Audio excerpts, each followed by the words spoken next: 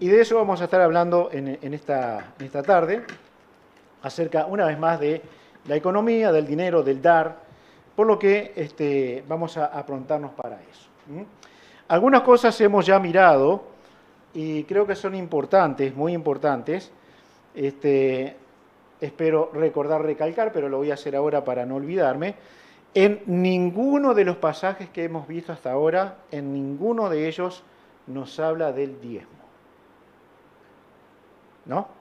No hay ni una sola mención al diezmo. Diezmen para tal cosa, diezmen para otra. No hemos visto eso y vamos a ver si lo encontramos en algún momento. Pero sí nos está hablando, todos los contextos que hemos visto, es de ayuda a los pobres, fuera de la iglesia. De hecho, en Jerusalén, recuerdan por la gran hambruna que hubo, se recogían ofrendas para los creyentes en aquel lugar que se habían empobrecido y muchísimo, muchísimo. Así que precisaban ayuda. Las iglesias fuera de Jerusalén, todas las iglesias estaban aportando para que los hermanos pudieran tener un sustento que al momento no lo estaban teniendo. Nosotros, yo creo que casi no nos imaginamos que en Uruguay en algún momento haya hambruna. No sé si ustedes se imaginan eso, si llegaron a imaginarse alguna vez eso. Pero puede pasar, puede pasar. Así que tal vez de otros lugares nos estén ayudando a los creyentes. Hoy con tantas reglas para que entren cosas que no van a ayudar de ningún lado o se van a quedar con todo. Quién sabe lo que pueda pasar. Pero hay otros hermanos que están en necesidades. El pastor Héctor Gómez, su esposa, gracias a Dios le renovaron la visa, va a estar un tiempo más. Y allí hay necesidades. ¿Podrá Uruguay vivir alguna vez algo así? Yo no lo sacaría de la cuenta, de la lista. Yo no lo sacaría de la lista. Porque Dios tiene que hacer algo con este pueblo, con esta nación. Todos los contextos que hemos visto son para fuera de la iglesia local. Los que vamos a ver hoy se tratan de ayudas específicas, pero dentro de la iglesia local. Cuando nosotros miramos esto, también Dios nos llama a responsabilidad. ¿Por qué? Porque los creyentes, los hijos de Dios, recibimos de Dios, pero no para que nuestro bolsillo se engorde. Bueno, gracias a Dios se engorda, pero nunca es para que se achanche. Cuando un auto no se usa en las velocidades que necesita, los que saben dicen se achanchó el auto, ¿no? Bueno, si usted no es capaz de hacer en su bolsillo una raspadita, raspadita no, de rascar el bolsillo y ayudar a otros, entonces se va a chanchar. Usted va a querer vivir de lo que tiene y está bien que usted viva de lo que tiene, está muy bien porque Dios se lo ha dado, pero nos ha dado para compartir una porción de lo que Él nos ha querido dar. Vamos a orar y vamos a mirar algunos pasajes. Señor, en el nombre de Jesús te pedimos a ti que nuestro corazón sea tierno a tu palabra. Hemos cantado allí hablando del Espíritu Santo, del Paracleto, dame la unción, dame la guía, la dirección, de que también en asuntos de los bienes materiales nosotros no estemos siendo mezquinos, por el contrario, que podamos mostrar una generosidad que a veces el mundo muestra en fechas específicas en nuestro país y a veces nosotros mismos no somos capaces de imitar al mundo, como el mismo Jesucristo nos enseñó, que seamos sagaces, que tengamos eso que tiene el mundo muchas veces, de la sagacidad, la sabiduría, aunque es del mundo, pero lleguemos a imitar en ti, en Cristo, las iniciativas que a veces el mundo tiene. Así que nos ponemos delante de Dios para que trates tú con nosotros. Oramos en el nombre del Señor Jesús. Amén. Amén. Bien, la primera cosa que vamos a ver dentro de la ayuda específica, dentro de la iglesia local, es la ayuda a los padres viudos. menciona a las viudas. La mención es a las viudas. 1 Timoteo 5. Ustedes saben que en la nación de Israel, y no sé hasta dónde hoy es practicable esto, pero los judíos dicen que tienen esto. Si hay alguien entre ellos necesitados, va a haber un grupo de personas que le va a dar una mano. Y probablemente si cae otra vez en desgracia, por la que fuera, lo van a ayudar otra vez, le van a dar algunas oportunidades. No sé si alguno de ustedes escuchó esto alguna vez, pero la comunidad judía no quiere, no le gusta ver entre su comunidad personas indigentes. Y creo que el pueblo de Dios tampoco debería querer eso, tampoco debería querer algo así. Cualquiera podría hablar mal de la iglesia si de entre nosotros hubiese una persona realmente necesitada y nadie dentro de la congregación le diera una mano, o la congregación se uniera para ayudar a tal persona o a tal familia. Eso debería ser mal visto por el mundo. Debería ser horriblemente visto por nosotros. ¿Cómo podemos dejar a alguien en una condición así? Y cuando se trata de las viudas, la nación de Israel tenía leyes acerca de las viudas y acerca de los pobres. Por ejemplo, si recuerdan la historia de, no me quiero equivocar el nombre, de Ruth, ¿sí? ¿Qué hacía ella? Iba al campo y recogía lo que caía, ¿no? ¿Saben por qué era eso? Porque tenían prohibido los que cosechaban, prohibido por ley de Dios, los que cosechaban, que si se les caía algo, levantarlo otra vez. Tenían que dejarlo para los necesitados. ¿No? Bueno, sería para hoy, para nuestro tiempo, como que se nos fuera cayendo papeles de 1.000 pesos del bolsillo, ¿no? Es para los necesitados. Nadie se agacha excepto los necesitados. Había una provisión de parte de Dios. Había sustento. Cuando el pueblo se empobrecía era por un castigo de Dios. Pero si el pueblo de Dios era obediente, tenemos que olvidarnos que ese pueblo tendría necesidades. Por lo tanto, como iba a haber gente que tenía cubiertas sus necesidades en abundancia, iba a colmar las necesidades de otros. Dios lo había ordenado. Ahora pensemos nosotros en personas viudas. Y aquí hay norma del Nuevo Testamento. 1 Timoteo, capítulo 5. La primera carta a Timoteo, capítulo 5, versículos 3 en adelante.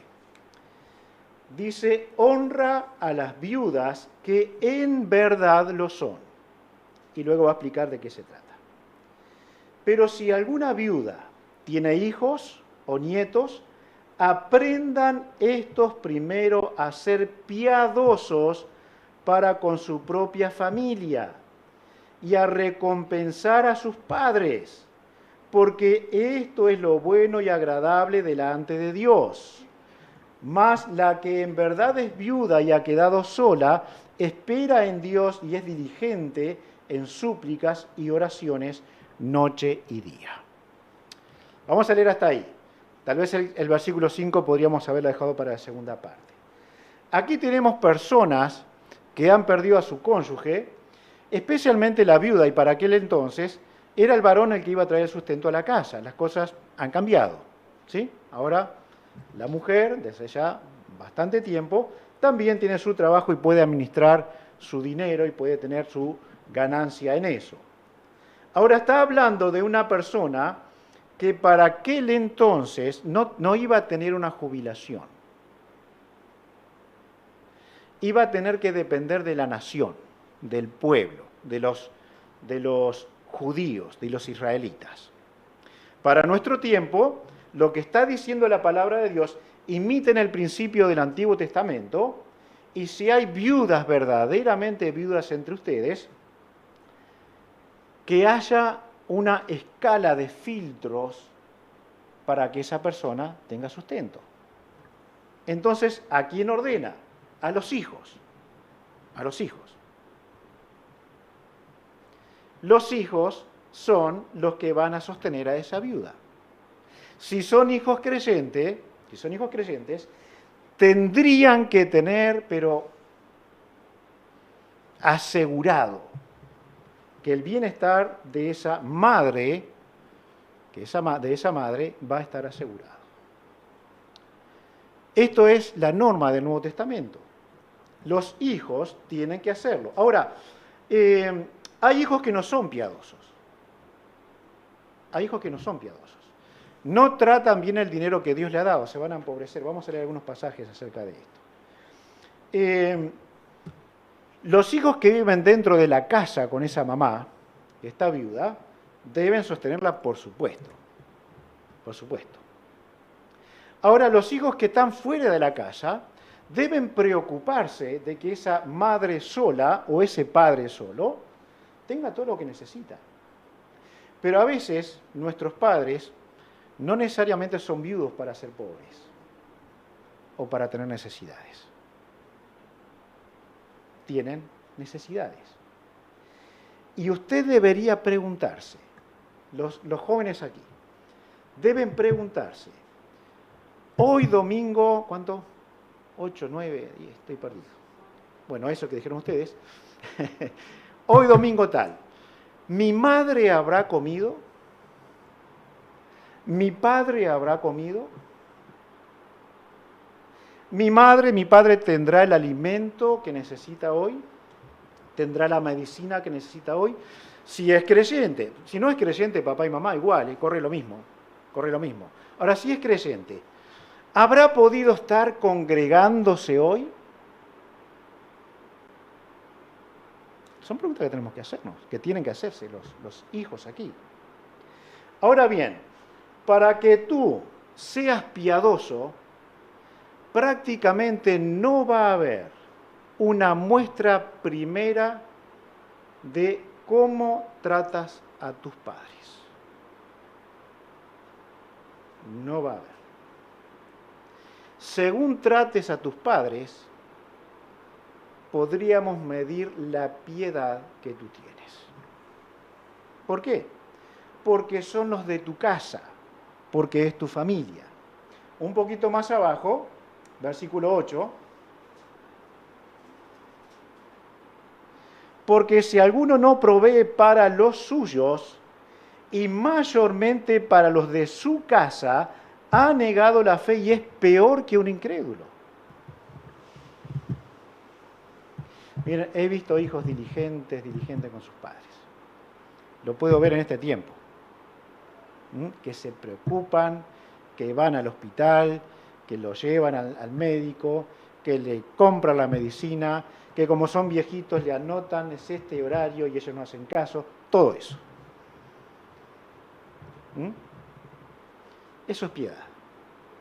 Ahora, si ese mismo hijo me dice, le pregunto, ¿cómo está tu mamá? ¿Cómo está tu papá? Creo que está bien, qué bárbaro. ¿Y qué estás haciendo por ellos en estos días? Vos sabés que hace un mes que hablé con ellos. No lo visito hace un mes, hace 2 meses. Bueno, alguien va a cuestionar tu verdadera fe, porque la estás negando.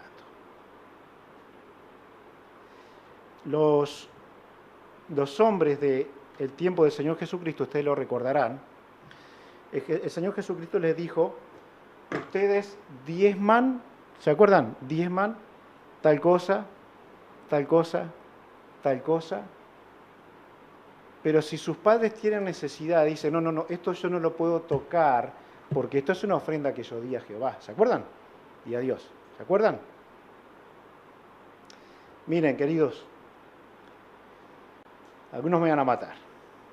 Pero si sus padres tienen necesidades reales, no ofrenden. No ofrenden. No ayuden a nadie. No ayuden a nadie. Corran hacia sus padres a pedirle perdón y a darle lo que ellos necesitan. Así que la escala está muy bien puesta por el apóstol a Timoteo. Que los hijos, que los nietos aprendan a ser piadosos. A veces tenemos que aprender muchas cosas a la fuerza. Otra vez, algún versículo que vamos a leer si tenemos el tiempo. Aquel que no trata bien el dinero se empobrece. Aquel que no maneja bien lo que Dios le ha dado se termina empobreciendo. Y le vamos a escuchar decir, no llego a fin de mes. Y lo que tendríamos que decirle es, ¿cómo estás administrando tu dinero? Y si tiene padres, podríamos preguntarle, ¿estás ayudando a tus padres?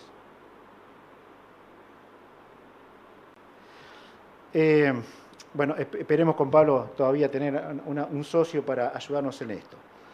Pero deberíamos ver, queridos, deberíamos ver cuánto de nuestro salario lo tiramos. Tiramos. En mala comida, en malas compañías, en malas compras, porque simplemente queremos eso que vemos. Mientras papá o mamá están teniendo necesidades. Bueno, esto es una vergüenza para el pueblo de Dios, porque lo que dice aquí Pablo a Timoteo es, se están comportando peor que un incrédulo, peor que alguien que no tiene a Cristo, peor. El trato con los padres no siempre ha sido bueno en todos, ¿verdad? Siempre ha habido una rispidez. Ahora, Dios no está diciendo que esto es una excusa para no ayudar a los padres. Si tú tienes problema con tus padres, tú tienes un problema. El problema no lo tiene tu padre, no lo tiene tu madre, mucho menos si son incrédulos. Si tú tienes un problema hacia tus padres, tú tienes un problema. Corre a arreglarlo. Porque la piedad se va a ver en cómo tratas a tus padres. Siempre se dice esto, ¿no? Si una muchachita se enamora de alguien, lo primero que se le aconsejaría, de las primeras cosas, es bichá cómo trata a su madre, porque como trata a su madre te va a tratar a vos, ¿no? Así que gurisas, cuando ustedes estén mirando a alguien, vayan despacio, conozcan cómo ese muchacho trata a su madre. Y si no la trata bien, descártenlo, no hay problema. Aparecerá otro tren, ¿sí? Con alguien mejor. O ese muchacho deberá aprender a tratar a su mamá y a su papá. Al revés también, ¿eh? Al revés también. Así que, queridos, cuando la ayuda específica se mueve en la iglesia local, las viudas que de verdad lo son, es posible cuando los filtros no se van cumpliendo. Que te ayude tu hijo, que te ayude tu nieto, y no hay otro mandamiento. Si la persona realmente está necesitada, la iglesia va a tener que hacerse cargo de tal persona. El comportamiento de algunos hijos creyentes es de acumular, de vivir en placeres, mientras sus padres son abandonados. Y esto en sí mismo le hace peor que un incrédulo. Así que a poner barbas en remojo, muchachada, a tener buen compañerismo con sus padres. Versículo 16, acá mismo. Si algún creyente o alguna creyente tiene viudas, que las mantenga. Y no sea grabada la iglesia a fin de que haya lo suficiente para las que en verdad son viudas, ¿no? Así que esos filtros, ¿no? Esos filtros, todos alguna vez seguramente habremos hecho algo así, ¿no? Ayudamos a alguien, ¿no? Y de pronto nos preguntan, pero esta señora no tiene hijos. ¿No tiene hijos? ¿No tiene nietos esta señora? Pero bueno, a veces como no hay respuesta de esos hijos, la iglesia igual va a ayudar. Seamos cuidadosos en esto, por favor, por favor. La iglesia puede dedicarse con sabiduría para ayudar a los que realmente necesitan. Entonces, tomará una responsabilidad cuando otros que deben tomarla no la van a tomar. Ayudar a los necesitados es otra responsabilidad de la iglesia. En este caso ya hablamos de viudas, que podrían ser viudos también, pero hablamos de necesitados en general. De los pasajes más conocidos está el libro de los Hechos, ¿verdad? Los primeros pasajes. Hechos, capítulo 2.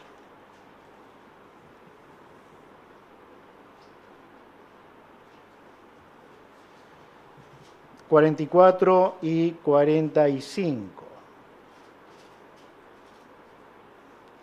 Dice, todos los que habían creído estaban juntos y tenían en común todas las cosas, y vendían sus propiedades y sus bienes y los repartían a todos según la necesidad de cada uno. Hay una ampliación un poquito más adelante, en el capítulo 4, versículo 34 en adelante. 4, son dos versículos, 34 y 35. Es evidente que pequeños cambios se van haciendo. Pareciera que primero los creyentes vendían impulsivamente y empezaban a repartir ese dinero, los bienes que tomaban por esa propiedad. Pero comienza a regularse un poquito.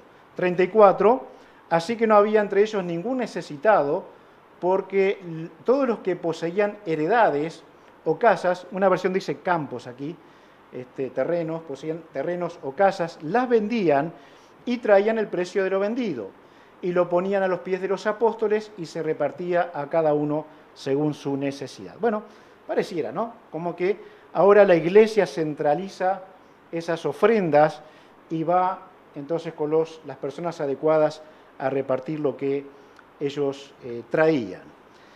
¿Qué ocurría aquí? ¿Qué ocurría? No había necesitados. Y es lógico, es evidente que no le daban a cualquiera. No era cualquiera que necesitaba. Había gente que no necesitaba. Así que miraban quiénes eran los que necesitaban y les ayudaban. Ahora bien, solamente hay una salvedad. En ningún momento en esta escritura se dice los que tienen casas tienen que venderlas. ¿O dice eso? No dice eso. Nunca dice. Esto eran hechos totalmente voluntarios. De hecho, se desenmascara una mentira aquí, porque alguien dijo, la vendía tanto y era más lo que la había vendido. ¿No? Así que allí hay una palicita bastante dura para esta gente. ¿Sí? Se hace claro entonces que la iglesia tenía el control, o comenzaba a tener el control, de ofrendas que podían venir de por lo menos 3.000 personas, ¿no? Que eran los primeros convertidos. Y luego hay una tandada inmensa más que se convierte.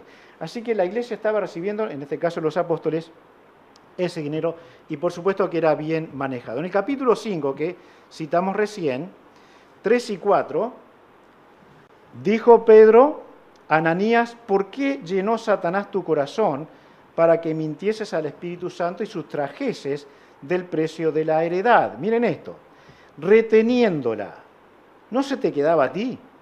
Y vendida, ¿no estaba en tu poder? ¿Por qué pusiste esto en tu corazón? No has mentido a los hombres, sino a Dios. Lo que está diciendo es bien claro, esto es tuyo, es tuyo. Si tú querías venderla, está bien, pero si la vendías y tenías el dinero, ese dinero es tuyo. Ahora, como tú quisiste donar este dinero, pero mentiste, entonces viene un castigo para ti, porque mentiste a Dios y no a los hombres. Hermanos, nosotros mismos, y es por eso que tenemos que tener en cuenta lo que hemos ya hablado, manejar el principio de decisión personal. ¿Cuánto decido yo ofrendar? ¿O cuánto decido yo apartar? Decido apartar para ayudar a otros. Porque una vez que lo decidí, entonces yo tengo un parámetro para manejarme. Pero no va a ser menos, sino va a ser más. Estoy decidiendo un monto específico para la ayuda.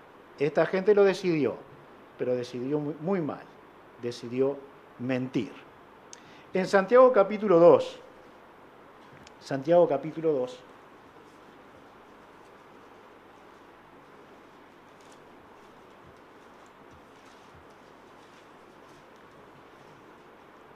pienso que los versículos están en la pantalla, ¿sí?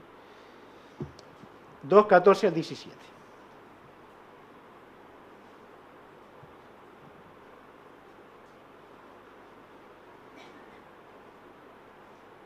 Entonces dice, hermanos míos, ¿de qué aprovechará si alguno dice que tiene fe y no tiene obras? ¿Podrá la fe salvarle? Y si un hermano o una hermana están desnudos y tienen necesidad del mantenimiento de cada día, y alguno de vosotros les dice, id en paz, calentaos y saciaos, pero no le dais las cosas que son necesarias para el cuerpo, ¿de qué aprovecha? Así también la fe, si no tiene obras, es muerta en sí misma. ¿Qué es esto? Cuando nosotros alardeamos de que tenemos fe, ¿qué hay que hacer? ¿Qué hay que hacer? Demostrarla. Así que más vale que si usted dice que tiene fe y su papá y su mamá están pasando mal, o hay algún hermano en la iglesia que está pasando mal y usted no tiene ningún interés en eso, cierre su boca antes de decir que tiene fe. Porque si dice que tiene fe, usted va a hacer algo. ¿Entiende esto? Es simple. Es lo que está diciendo Santiago aquí. Uno de los famosísimos de la historia de la iglesia decía, no recuerdo cuál era, decía que esta carta de Santiago era una carta de paja, fácil de quemar. Porque confunde aquí la fe con demostración de obras. No es salvación por obras. Es fe que se demuestra. Así que, ¿tiene usted fe? ¿De verdad tiene fe? Muy bien. Yo le preguntaría, ¿cómo está su papá y su mamá? O su papá o su mamá. ¿Cómo están aquellos necesitados que usted sabe que son necesitados, realmente necesitados? ¿Cómo están ellos? ¿Ha hecho usted algo por ellos? Lo que hace aquí es humillarnos, porque no hay ningún alarde que, por ejemplo, tenga una bandera que diga, yo ayudé a Nahuel, yo lo ayudé, mire, y pongo el nombre de Nahuel acá. No, es secreto. No se publica, nadie tiene que saberlo, porque estoy ayudando de verdad y con mi corazón. Ahora, si lo veo y tengo un saco para abrigarlo, debería ofrecérselo. Si sé que está pasando hambre y tengo alimentos para darle, debería ofrecérselo. Entonces podremos tener algunas excusas. Pero no tengo el tiempo para arrimárselo. Bueno, pida a alguien que lo arrime. Pero no tengo un auto para ir. Bueno, cuando usted tenga hambre, nadie va a llegar a su puerta. Lo va a dejar pasando hambre nomás, porque todos tenemos esas excusas. Pero hace mucho calor, hace mucho frío. O necesito llegar yo a fin de mes. Bueno, pruebe a Dios, si Dios no le va a proveer. Pruebe a Dios, si su sacrificio en ayudar a otros no le va a ser de bendición. Nadie puede creerse más publicando las cosas que hace. Todo es en secreto delante del Señor. Una vez hay una historia, porque es real, una persona en una reunión de oración, esta persona le había pedido cierto dinero a la otra, entonces, había carencias que no se podía llegar a pagar ese dinero. Así que el piadoso oraba en la reunión de oración. Señor, te pido que le des trabajo a fulano para que me pague lo que me debe. En público. En público. Imagínense ustedes esa persona, ¿no? Muchas veces, hay dinero que va hacia algún lugar que debemos, o cosas que van hacia algún lugar, que debemos pensar que es dinero invertido,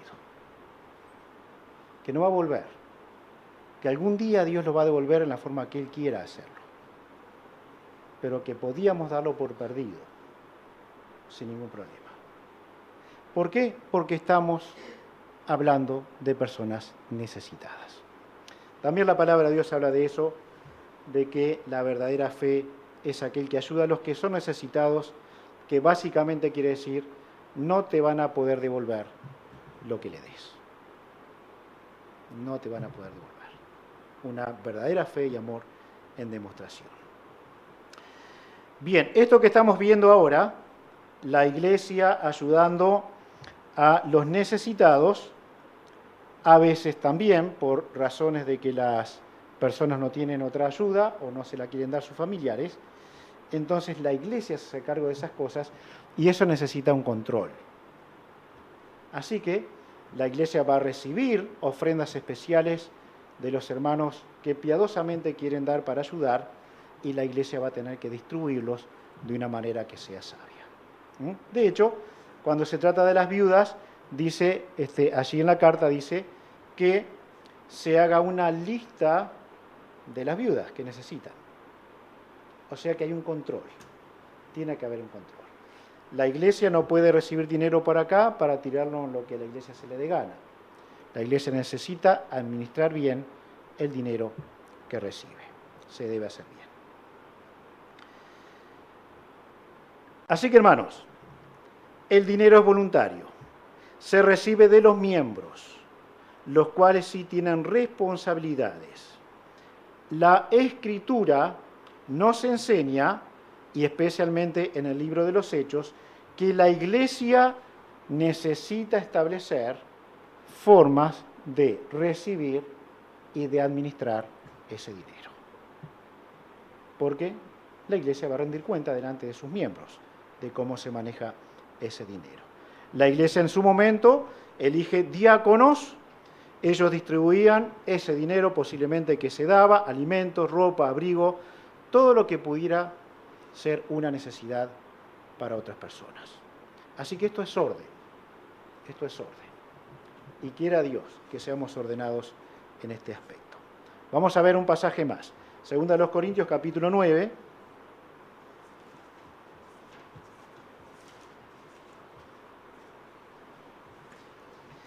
En el contexto de el dar, capítulos 8 y 9,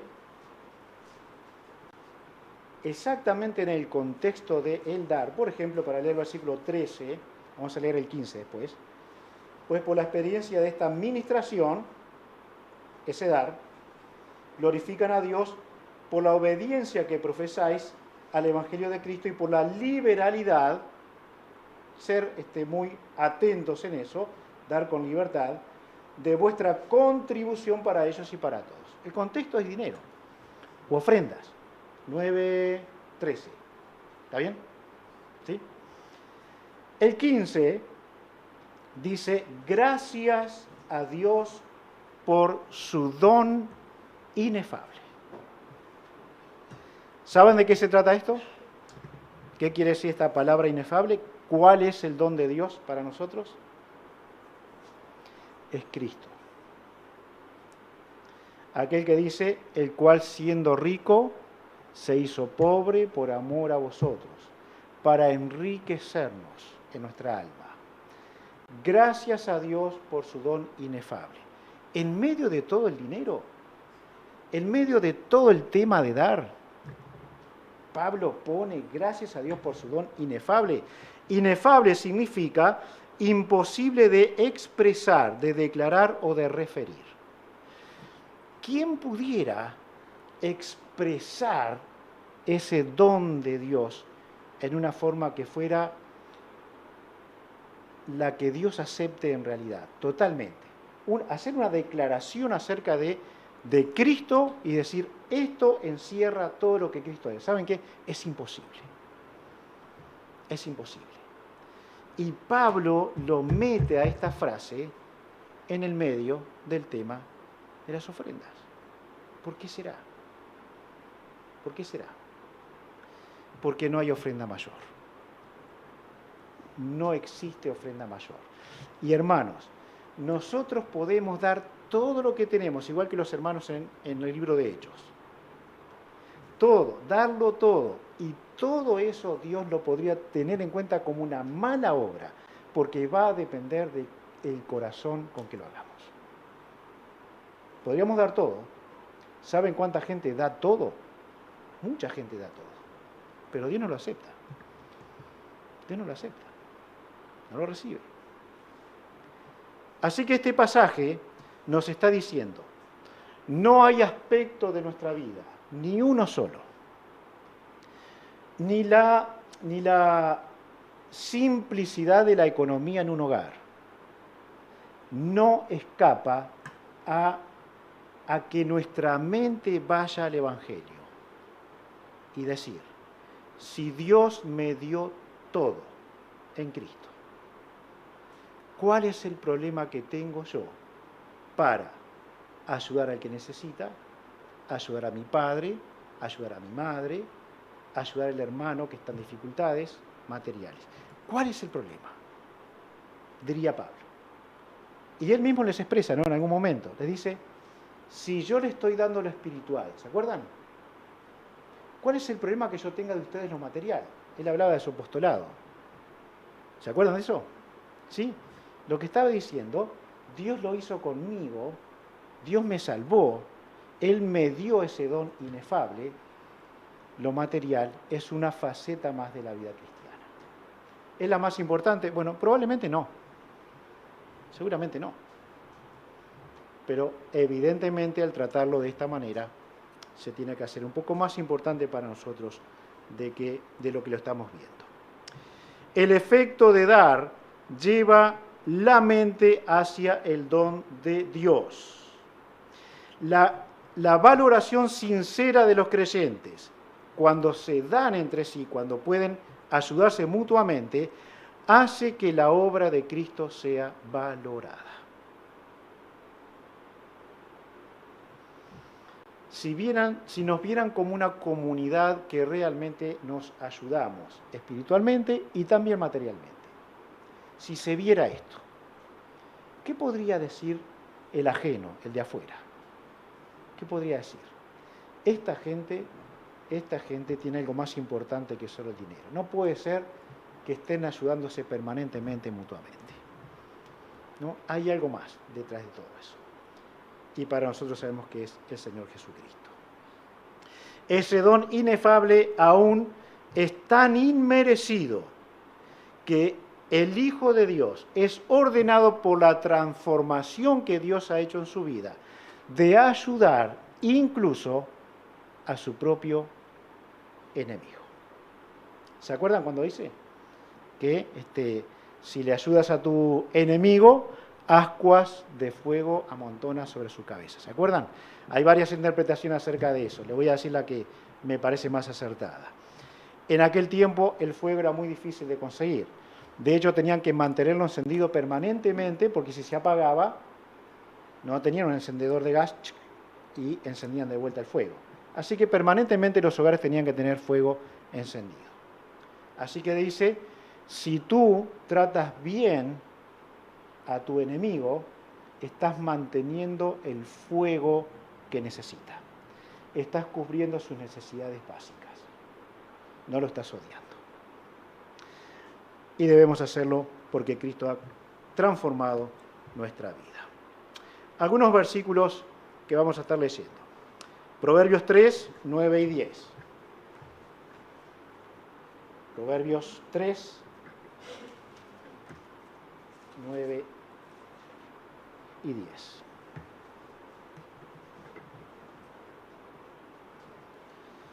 Nuestra mente tiene que ir al Antiguo Testamento, pero tenemos que manejar el principio para al Antiguo Testamento. Pero tenemos que manejar estos principios para el Nuevo Testamento. Honra a Jehová con tus bienes y con las primicias de todos tus frutos, y serán llenos tus graneros con abundancia, y tus lagares rebosarán de mosto. Honra a Jehová con tus bienes. ¿Es poco? es mucho, no está diciendo que sea poco o que sea mucho. Está diciendo honra a Dios con lo que tienes. La nación de Israel tenía que apartar, antes que nada, diezmar, justamente, de varias cosas, de su salario, de los frutos de la tierra, y eran 3 o 4 diezmos que tenían que tener. Así que si nosotros queremos decir que vamos a diezmar, tenemos que tener en cuenta todo lugar de donde nosotros ganamos algo. Todo. No solamente ese salario mayor o entrada mayor. De todo donde entra un peso, vamos a diezmar. Ahora, no es eso lo que la Biblia nos está diciendo. Antiguo Testamento, sí. Sí, debían hacerlo porque era ley. Era el impuesto. Era un impuesto. ¿Sí? Tal cual el IVA que tenemos nosotros, así era, para sostener la obra espiritual especialmente. Serán llenos tus graneros de abundancia y tus lagares rebosarán de mosto. Allí donde el vino se hacía, habrá vino en abundancia, que era, por supuesto, para aquel tiempo algo bien necesario. ¿Algún versículo más? Proverbios 28. Proverbios 28.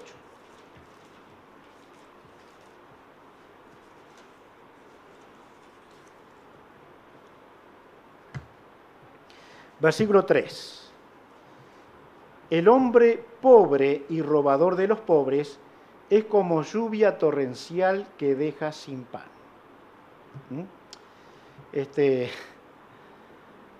El dicho es, ¿por qué no vas a Carrasco a robar? ¿No? Venís a robar acá, anda a Carrasco a robar. Bueno, es ladrón igual, ¿no? Pero están condenados por Dios esto, que, bueno, esa persona no va a terminar bien. No puede terminar bien y el Dios justo va a hacer que no termine bien. Versículo 6. Mejor es el pobre que camina en su integridad que el de perversos caminos y rico. ¿Eres pobre? Eso no es el mal. ¿Eres íntegro? ¿Eres justo? ¿Eres recto delante de Dios? ¿Eres temeroso de Dios? ¿Piadoso?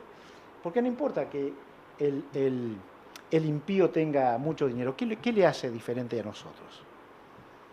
En lo que anda, la casa que tiene. ¿Cuál es el problema ahí?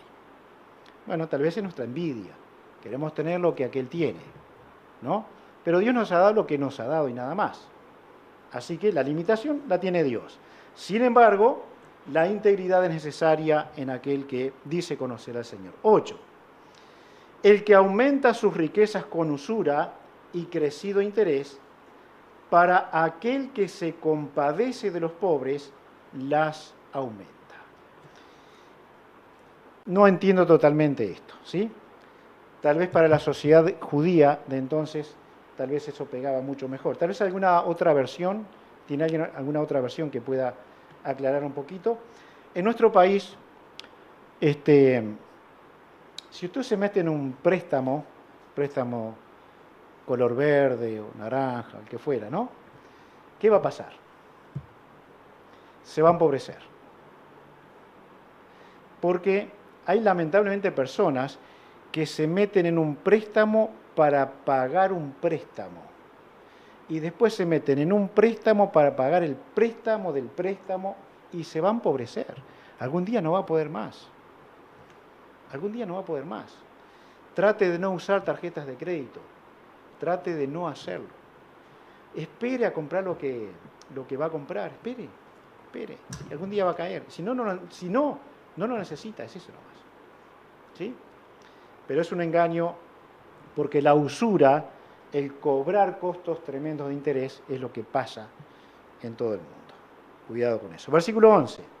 El hombre rico es sabio en su propia opinión, mas el pobre entendido lo escudriña. A ver, vos sos sabio, yo te quiero escudriñar un poco, a ver. ¿De verdad? ¿De verdad sos sabio? No, generalmente eso no ocurre cuando alguien da opinión de sí mismo. Versículo 19.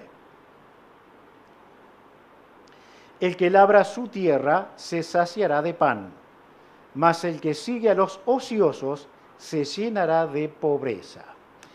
Hay que ver por qué una persona se empobrece. Hay que ver por qué se empobrece. No siempre es pobrecito o pobrecita porque Dios lo ha querido así. A veces porque no sabe usar lo poco que tiene, no sabe manejarlo, lo hace mal. Entonces, tienes tu tierra, tienes tu parte donde puedes sacar tu dinero y saciarte de tu pan. Nunca imites el camino del que quiere ganar plata fácil, echado para atrás. Porque bíblicamente eso no va a ocurrir. Para el Hijo de Dios sería una vergüenza que eso ocurriera. Versículo 20. El hombre de verdad tendrá muchas bendiciones, mas el que se apresura a enriquecerse no será sin culpa. Bien, el enriquecimiento acelerado siempre trae sus dudas, ¿no? Siempre tiene sus dudas. ¿Cómo hizo este para hacer esto tan rápido? Se encienden las alarmas. Bueno, algo raro puede estar pasando allí. El Hijo de Dios tendría que tener bien clarito en aquello que se mete y cuidado con anhelar la riqueza. Ese es el peor de los males. Versículo 22. Se apresura a ser rico el avaro y no sabe que le ha de venir pobreza. Es la palabra de Dios. Seguramente el escritor de Proverbios, el rico, el rico Salomón, él veía eso constantemente. Él era rico. ¿Se acuerdan cómo terminó Salomón? En la peor miseria espiritual. Era rico, era un rey.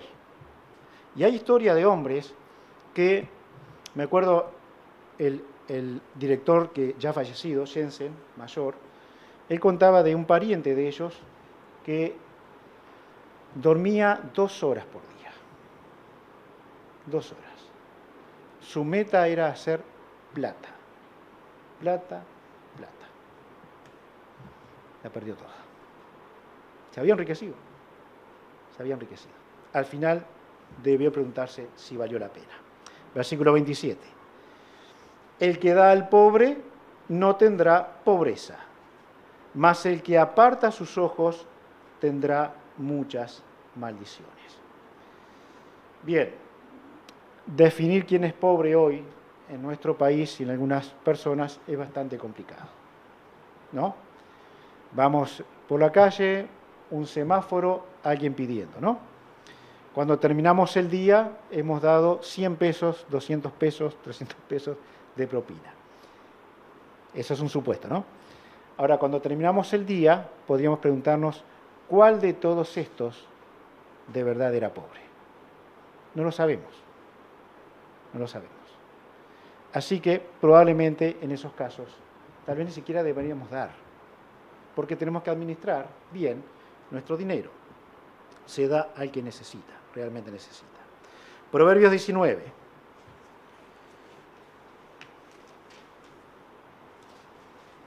Versículo 17.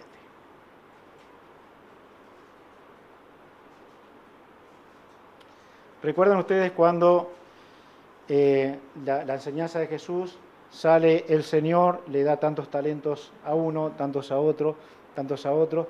Los primeros con más de uno lo administraron, trabajaron con él y ganaron lo mismo, así que le devolvieron ganancia a su Señor. Pero hubo uno que, ¿qué fue lo que hizo? Lo guardó. ¿Y cuál fue el reproche? Tendrías que haberlo puesto en el banco. ¿Se acuerdan?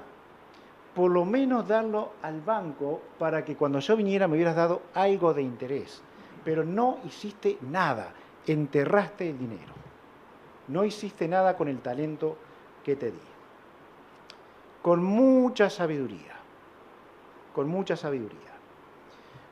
cuidado, el Hijo de Dios invierte como en un banco cuando da al que necesita. Leemos 19, 17. A Jehová presta el que da al pobre, y el bien que ha hecho se lo volverá a pagar. Este pasaje es tremendo. Ahora salimos corriendo a dar dinero a los pobres y ya estamos mal. Ya estamos mal. Bien, probablemente esto tenga una fuerte connotación espiritual y también una fuerte connotación de lo que era la nación de Israel entonces. ¿Sí? Pero no hay nada que lo contradiga al Nuevo Testamento. Siempre que doy a alguien que necesita, por favor tenga esto en mente siempre, siempre que doy a alguien que necesita, estoy invirtiendo. Y si yo me niego a dar al que necesita, estoy pecando. Tan grave como eso. Así que Dios dirá, ¿qué hiciste con el talento que te dejé? ¿Qué hiciste con los bienes que te dejé? Porque debes honrarme con ellos. Dice la última parte del versículo, bueno, la primera parte, a Jehová presta. ¿Nos damos cuenta de esto? A Jehová presta. Pero yo estoy dándole a un pobre. ¿Recuerdan cuando Jesús dijo, cuando lo hiciste con uno de estos pequeñitos, lo hiciste conmigo, ¿se acuerdan? Ayudaste al que tenía sed, le diste al que tenía hambre, visitaste a los presos por la causa de Cristo. Cuanto lo hiciste por uno de ellos, invertiste, lo hiciste para mí. Así que, otra vez vamos a usar la palabra que capaz que no nos gusta mucho. ¿Somos machetes? Antes decíamos, no me acuerdo cómo era la expresión, pero tocamos el codito, para decir algo parecido como machete, ¿no? Cuidado, nuestros bienes no son nuestros. Lo que Dios ha querido darnos no es nuestro. Y si lo invertimos en Él, vamos a ganar. Capaz que no vamos a tener más dinero, pero habrá un gozo en el alma de servir al pueblo de Dios que también en lo material se puede transformar en eso que es espiritual, ¿no? Como dicen que la harina se transforma en el cuerpo en azúcar, entonces Dios transforme lo material en nosotros en espiritual. Y seguramente, si somos serios en esto, le vamos a estar honrando. Dios nos bendiga a cada uno. Y como lo he dicho también alguna vez, todo lo que tenemos solamente Dios tiene que soplar. Y si Él sopla, puede parecerse a la casita de los chanchitos, ¿no? La que no está fuerte se va a caer. Así que cuidemos este asunto material. Dios nos dé su gracia, su bendición.